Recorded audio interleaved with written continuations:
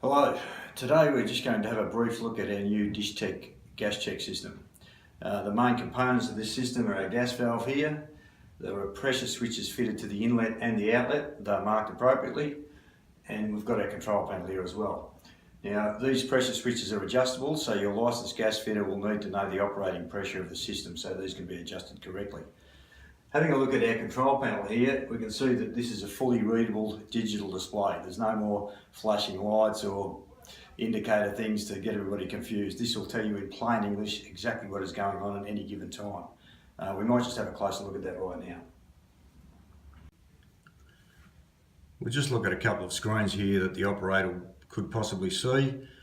This one here, we've got no inlet pressure. We'll apply some pressure now. Okay. Pressure's on, we hear the valve click on for a second. This is telling us we're in cycle 1, we're counting down from 60 seconds. You can see the right side there, and it's telling us that our outlet pressure is low. Now I'll just force that to high for the sake of the demonstration. Okay, outlet pressure is now okay. So this is a very simple screen, tells you exactly what's going on, very simple to use for the operator. We've included some pretty handy features in this new design to try and negate some of the issues that the older system struggled with. Typically one of those was the nuisance glitch in the power in the middle of the night. The older systems would have to be reset and restarted, and this often caused some quite serious hassles. Built into our system, we have a 0.3 of a second tolerance to power glitches. Now that doesn't sound like much, but the power glitches in the middle of the night that interrupt your digital alarm clock or turn your oven clock off and make them restart are generally only a few milliseconds. So that 0.3 of a second is going to negate most of those. In fact, it could negate all of them. What the system will do, it knows it's had a power drop.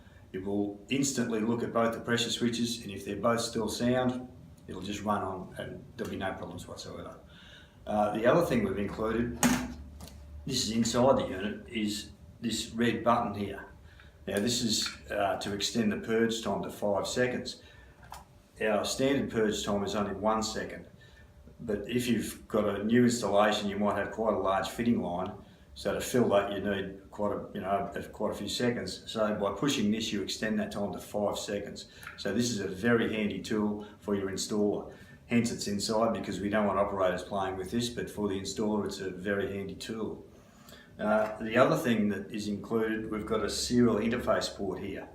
Now, this could be configured to work with a GSM modem to send text messages to mobile phones in the event of a lockout, or it can be interfaced directly with a computer system. So they're all features that we think are very good and something that nobody else has.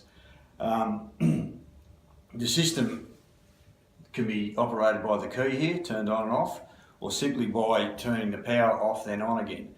You can wire any number of emergency stops, gas detectors, smoke detectors, pretty much whatever you like in series with the supply here.